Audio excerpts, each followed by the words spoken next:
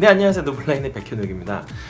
이 모발 이식 전반에 대한 어떤 기초적인 정보가 없는 분들은요, 어떤 인터넷에서 어떤 이런 것들을 공부를 하기가 너무 기본이 없으니까 너무 힘들어 하시는 분들이 좀 많더라고요. 그래서 제가 이번에는 아주 기초적인 것들, 이 모발 이식 전반에 대해서 기초적인 것들을 간단하게 좀 설명을 좀 드려서 어떤 다른 정보들을 보는 데에 도움이 될 수 있는 그런 영상을 한번 찍어보도록 하겠습니다. 아마 이 영상을 보고 나시면요, 초보자들, 모발 이식 초보자들은 아마 대략적으로 모발 이식이 이런 거고, 이렇게 해야 되는구나 라는 이런 생각을 가지실 수 있고, 그 생각으로 이제 좀 다른 사이트에서도 이렇게 좀 다른 정보들을 보는 데에 별로 어렵지 않게 보실 수 있을 것 같고요.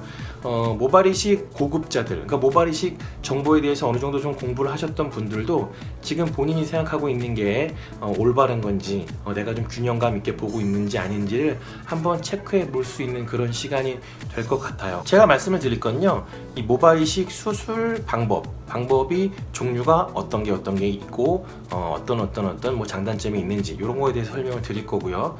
그 다음에 수술하고 난 다음에 관리를 어떻게 해야 되는지 거기에 대해서 설명을 드릴 거고, 그 다음에 가장 궁금해하시는 가격은 어떻게 되는지 요거에다가, 그 다음에 모발 이식 병원은 어떻게 선택을 해야 되고 주의점은 무엇인지 여기에 대해서 제가 좀 설명을 드리도록 하겠습니다. 우선 첫 번째로 모발 이식 수술 방법에 대해서 좀 알아보도록 하겠습니다.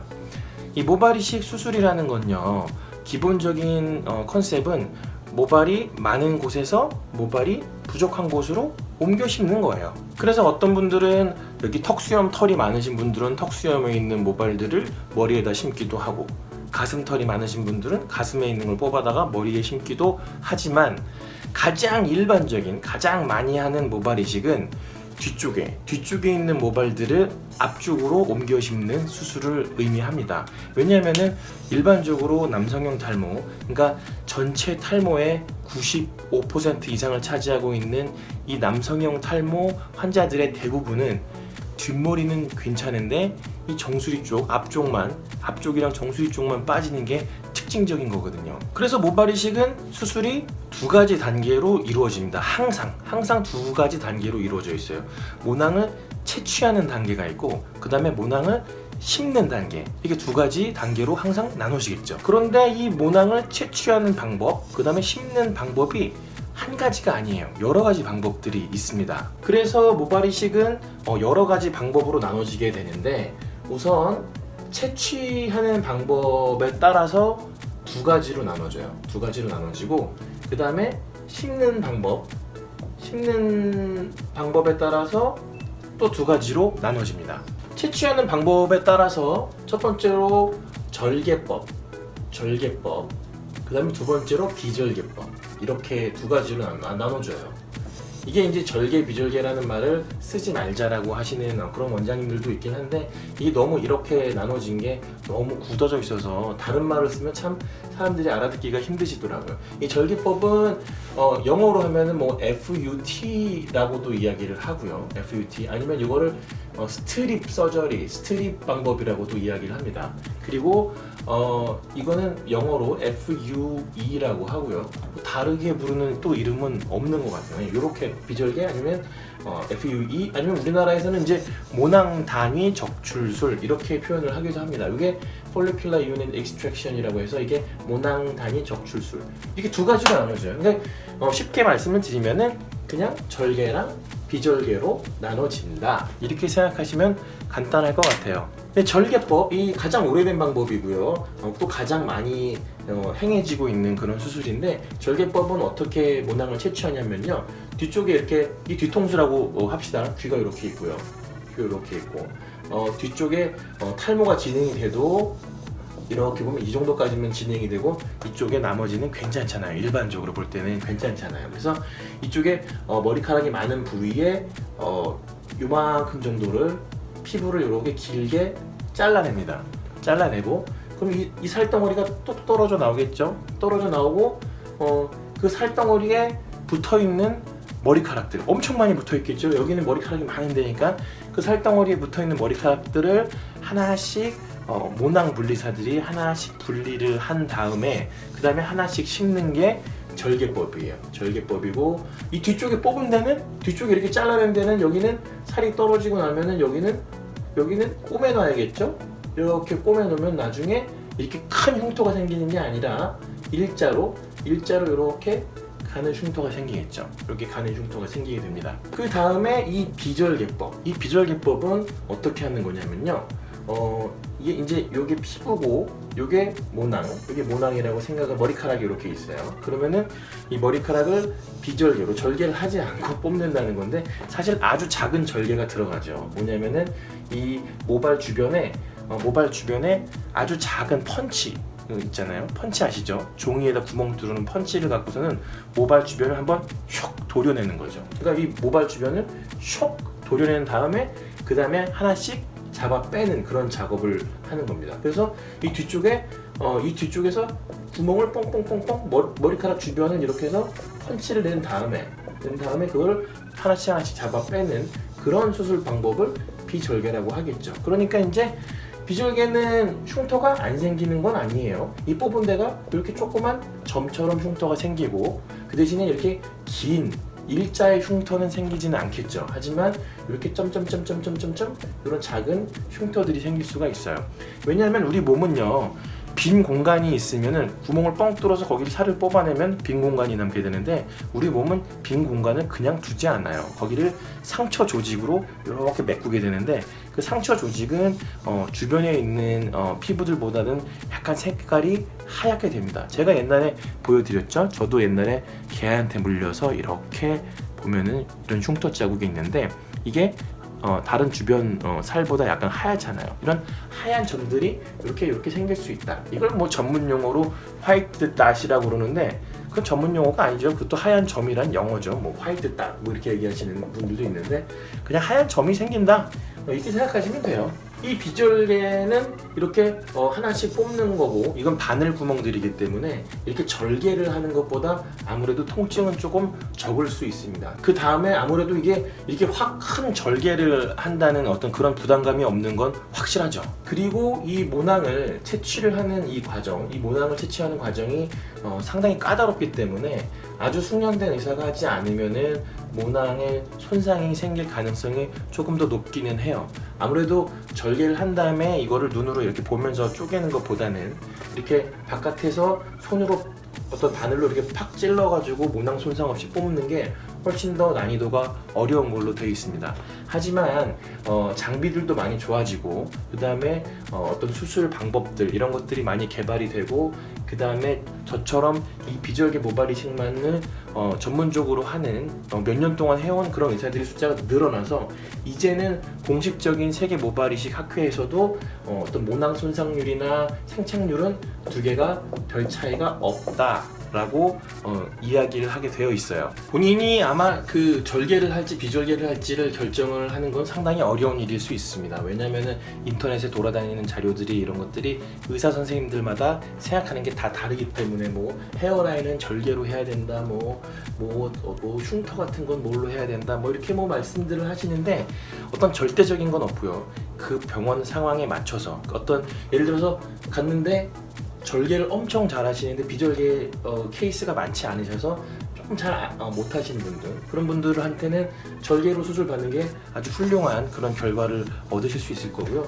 저희 같은 병원에 와서 저희처럼 비절개만 하는 병원에 와서 절개를 해달라고 하시면은 저는 아마 책 보고 해야 돼요. 저는 이제 잘 못해요, 그런 거를.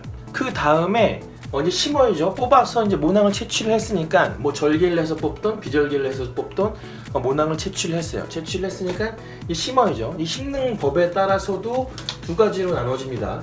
첫 번째로는 식모기 방법. 첫 번째로는 식모기 방법이 있고요. 식모기 방법이 있고 두 번째는 슬릿 방식 두 가지가 있어요.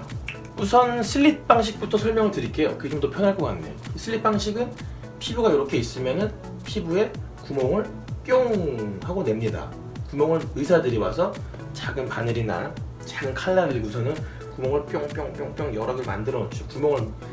머리카락을 그냥 넣을 수는 없잖아요. 피부에다 구멍을 낸 다음 넣어야 될 거 아니에요. 그러니까 구멍을 뿅뿅뿅뿅뿅뿅뿅뿅 내가 천모낭 심는다 그러면 1000개를 구멍을 뽕뽕뽕뽕뽕뽕 뚫어야겠죠. 뽕뽕뽕뽕뽕뽕 뚫어서 이제 이렇게 만들어 놓은 다음에 의사가 와서 쭉쭉쭉쭉쭉쭉쭉 만들어 놓은 다음에 그 다음에 여기다가 집게 같은 걸로 모낭을 하나씩 이렇게 집어넣는 거죠. 집어넣는 거고, 요즘에는 그 집게 같은 걸로 넣을 수도 있고 다른 장비들 이용해서 넣을 수도 있고 그래요.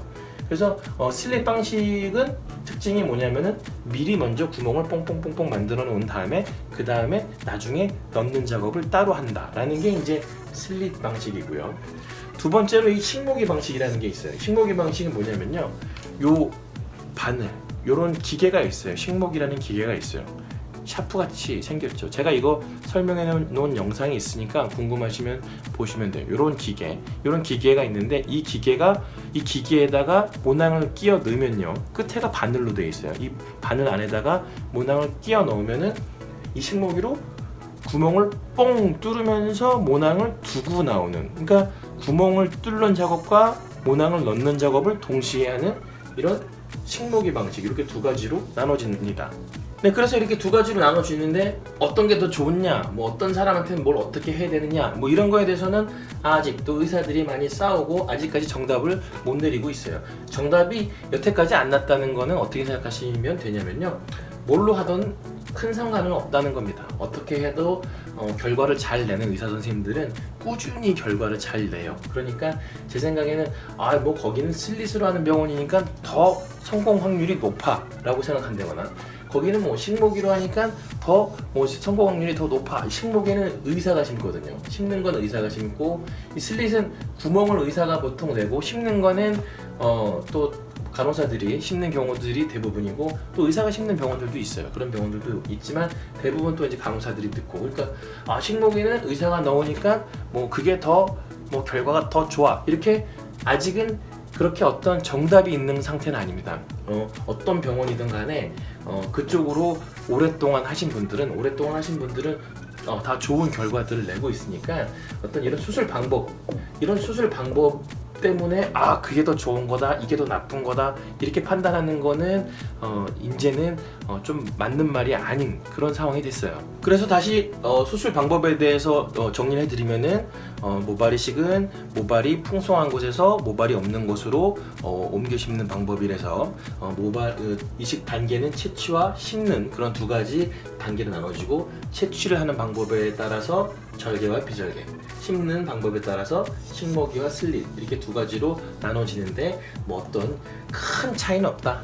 이걸 다 능숙하게 잘 하시는 선생님들은 뭘로 해도 다 잘 할 수 있다, 좋은 결과를 꾸준히 낼 수 있다라는 것만 알고 계시면 될 것 같습니다. 그리고 저희 병원은 참고로 말씀드리면, 저희는 비절개, 그다음에 식모기를 사용을 해서 주로 이제 많은 양, 대량 모발 이식을 주로 하는 병원이에요. 그 다음에 수술 후 관리에 대해서 제가 설명을 드리도록 하겠습니다. 이걸 알아야 내가 수술을 하고 며칠 정도 직장을 쉬어야 될지, 수술하고서는 뭘 어떻게 해야 될지, 이런 거를 알 수가 있거든요. 수술을 하시고 나면요, 당분간은 상당히 조심하셔야 돼요. 특히 생착이 끝나게 되는 한 10일에서 한 2주 정도 사이까지는 상당히 조심을 해주셔야 되는데, 수술하고 난 다음에 샴푸는 다음날부터, 수술 1일째부터 샴푸를 하실 수 있고요. 어떤 크게 몸을 많이 움직이지 않는 일반적인 일상생활, 사무직이나 이런 것들은 수술 후에 다음날부터 가능하게 됩니다. 하지만 좀 심한 운동이나 이런 것들은 수술을 하고 나서 최소 10일 이후, 병원에 따라서는 2주 이후부터 하라고 그러는 병원들도 있고, 저희도 2주까지는 상당히 주의하라고 말씀을 드리고요. 이때까지는 그래도 크게 움직이지 않고 어디 부딪히지 않고 뭐 이런 것들을 조심해 주는 게 좋고요. 그래서 저는 사실은 수술을 하고 난 다음에 최대한 휴가를 좀 쓰실 수 있을 때, 좀 길게는 일주일, 아니면 더 길게 열흘, 이 정도 휴가를 쓸 수 있을 때에 수술을 하시는 것을 저는 조금 더 추천을 하지만, 그런 상황이 안 되시는 분들도 이게 뭐 일상생활에 크게 문제가 되는 그런 수술은 아니기 때문에 너무 부담 갖지 않고 수술을 받으셔도 될 것 같아요. 심은 모낭이 생착이 되는 시기 한 10일에서 2주 정도면은 생착이 완전히 끝나버리거든요. 그 이후에는 크게 다른 관리가 필요 없어요. 뭐 거기다가 무슨 뭐 마사지를 한다거나 거기다 무슨 약을 넣는다거나 이런 것들은 크게 도움이 되지 않고요. 본인이 남성형 탈모가 계속 진행이 된다 이러면은 수술 후에 관리는 딱 한 개입니다. 먹는 약을 꾸준히 먹어서 더 빠지지 않게 하시면 되고, 혹시 이제 먹는 약이나 이런 거에 부작용이 있고 먹는 약은 너무 먹기 싫고 막 이러면은 그거는 가셔서 그 의사 선생님이랑 상담을 잘 해서 수술 계획하기 전부터 그런 것들을 감안을 해서 수술을 해야 될 가능성이 있어요. 그러니까 그런 것들은 선생님이랑 잘 이야기를 해야 됩니다. 자, 모발 이식을 했으니까 이제 여기다 막 심어놨으니까 머리카락이 막 슝슝슝슝 자랄까요? 그렇지가 않죠. 머리카락은 심은 모발들은 모든 사람이 다 그런 건 아니지만 대부분의 환자들에게 일어나는 일인데요. 심은 모발들은 한번 빠집니다. 보통 심은 다음에 3주에서 4주 정도 지나면요 빠지기 시작해요. 이게 이제 요 전까지 3, 4주 될 때까지만 해도 머리카락이 막 자라 올라오니까 환자들이 엄청 좋죠. 기분이 엄청 좋으신데 이 정도가 지나가면은 3, 4주가 지나가면 심은 것들이 한번 빠져요. 빠진 다음에 그 다음에 암흑기, 우리가 이제 농담 삼아 암흑기, 머리카락에 자라지 않는 이런 암흑기가 한 3, 4개월 있습니다. 이 암흑기를 거친 다음에 그 다음에 이제 모발이 자라 올라오기 시작을 해요. 그러니까 수술을 한 다음에 수술한 날짜로부터 최소한 3, 4개월 이상은 지나야 모발이 자라 올라오기 시작을 하고 한 그래도 5, 6개월 정도는 돼야 어느 정도 올라오고 최종 결과를 판단하는 거는 1년 정도는 돼야 심은 게 이제 심은 건 다 올라왔다 라고 이야기할 수 있는 그런 시기가 됩니다. 자, 그 다음에 가장 많이 또 궁금해 하시는 것들이 이제 모발 이식 가격입니다. 가격, 이게 제일 중요하고 궁금한 거죠. 모발 이식 비용이 조금 높다라고들 알고 있으시죠. 좀 비싼 수술이라는 것도 많이 들어보셨을 텐데 그게 이제 심는 양에 따라서 차이가 많이 납니다. 심는 양에 따라서 차이가 나고 그 다음에 병원에 따라서도 차이가 좀 많이 나요. 일반적으로는 절개를 하는 수술이 조금 더 가격이 낮고요. 비절개를 하는 수술이 조금 더 비용이 높아요. 왜냐하면 비절개가 좀 노동력이 좀 더 많이 들어가거든요. 그리고 보통은 병원에서는 심는 머리카락 개수를 카운트를 하고 그 머리카락 개수가 늘어나면 늘어날수록 비용이 올라가게 되겠죠. 그러니까 조금 심는 사람보다는 많이 심는 분들이 훨씬 더 비용이 점점 올라갑니다. 이게 뭐 이제 병원들마다 좀 차이가 있고요. 심는 양에 따라 좀 차이가 있기 때문에 일률적으로 말씀을 드리긴 좀 힘들지만 이제 일반적으로 여기 M자, 이렇게 이마 앞쪽에 심하지 않은 M자 같은 경우에는 싼 병원 같으면 한 300만 원, 3천만 원이 아니라 300만 원 정도, 이 정도 앞뒤로 조금 더 싼 병원들도 있고 이렇게 받게 되고요. 조금 좀 비싼 병원은 한 5, 600 이상도 나오기도 해요. 그 정도까지 나오기도 하고요. 그 다음에 심는 양이 올라가면 올라갈수록 뭐 300, 400, 500, 600 뭐 이렇게 올라가겠죠. 여기도 뭐 올라가서 비싼 병원들은 많이 심게 되면 1000만 원이 넘어가는 경우들도 많고요. 뭐 2천만 원까지 나올 수도 있고 그렇기도 해요. 저희 같은 경우에는 한 번에 심을 수 있는 최대량까지 심으면은 한 1300, 1400 정도 부가세 포함해서 이 정도 앞뒤로 나오고요. 많이 비싸다고들 하시는데 와서 또 막상 수술 받고 나시면 이거 비싸게 받을 수밖에 없구나 또 하시는 분들도 많고, 워낙 많은 인원이 들어가서 수술을 하니까 좀 그런 건 좀 이해를 해주셨으면 합니다. 그리고 그 다음에 병원을 선택할 때 있어서 주의점에 대해서 제가 좀 설명을 드릴게요. 옛날에 한번 제가 영상을 한번 만든 적도 있어요. 저도 수술을 받을 그런 계획을 한 적이 있었고 저라면 어떤 병원에서 받겠다, 저는 어떤 기준에서 고르겠다라고 그런 말씀을 드린 적이 있었는데, 첫 번째로는 저는 모발 이식만을 전문으로 하는 그런 병원을 선택하시는 게 현명한 판단이라고 생각을 해요. 물론 김밥 천국 가면요, 거기 음식들 다 맛있어요. 다 맛있고 이것저것 엄청난 거를 다 많은 거를 다 잘하는 병원들도 있지만 예를 들어서 우리가 이제 뭐 맛있는 청국장을 먹으러 간다, 맛있는 김치찌개를 먹으러 간다 이러면은 김치찌개 하나만 하는 집이 조금 더 낫지 않나요? 저는 그렇게 생각을 하거든요. 이 모발 이식도 비슷합니다. 이것저것 뭐 다른 것들을 많이 하고 모발 이식도 하고 하는 병원들보다는 한 가지만을 전문적으로 하는, 특히 이제 모발 이식은 좀 되게 특이한 분야예요. 정말 수술 하나만, 이렇게 모발 이식 하나만 하는 그런 병원은 좀 드물거든요. 성형 수술 같은 경우에는 눈 수술만 하는 병원, 이런 병원 드물잖아요. 성형수술 이제 전반적으로 다 하는 그런 병원들이 더 많지, 뭐 하나만 한다 이런 병원 좀 적잖아요. 근데 이 모발 이식은 모발 이식만 전문으로 하는 병원들이 상당히 많아요. 상당히 많기 때문에 그렇게 뭐 전문으로 하는 병원들이 많이 있는데 굳이 이것저것 많이 하는 병원에 가서 할 필요는 저는 없다고 생각을 합니다. 그 다음에는 뭐 그 병원의 뭐 인테리어나 아니면 뭐 그 원장님 인상이나 아니면은 그 병원에서 무슨 수술법을 하고 있고 무슨 장비를 쓰고 이런 거를 연구를 하지 마시고요. 그거보다는 그 병원에서 만들어낸 수술 결과들이 어떤 그 전후 사진들 있잖아요. 전후 비포 애프터 사진들을 유심히 좀 보셔야 돼요. 이게 환자분들 이렇게 말씀을 하세요. 에휴 그거 뭐 다 똑같이 뭐 다 잘된 것만 거기다가 올려놨겠지 뭐 그걸 내가 보고 아나 뭐 이렇게 말씀하시는 분들이 되게 많은데, 그래도 보셔야 돼요. 이게 정말 너무너무 없는 병원들도 있고요. 정말로 그래요. 누구나 다 좋은 수술 결과 좋은 걸 올려놓긴 하지만 여기 올려놓을 사진 한 장이 없는 병원들도 있어요.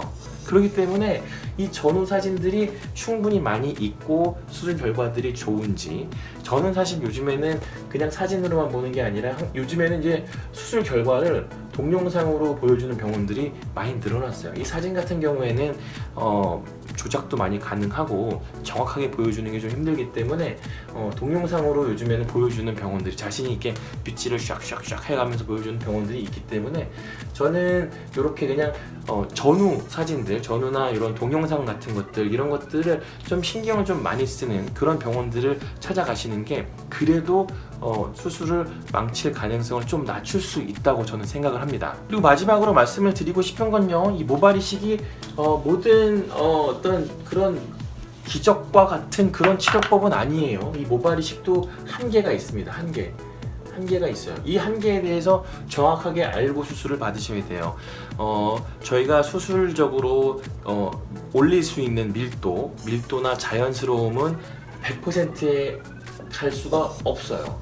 이렇게 갈 수가 없고, 물론 옛날보다는 엄청나게 점점 더 올라가고 있어요. 옛날에는 한 10년 전까지만 해도 우리가 수술로 올릴 수 있는 밀도는 30%를 정상의 30%를 넘길 수 없다라고 얘기하시는 분들이 대부분이었었는데, 지금은 정상적인 밀도의 7-80% 그 이상을 올릴 수 있다라고 생각하시는 분들도 많고, 저도 그렇게 생각합니다. 이 정도까지 올릴 수 있고요.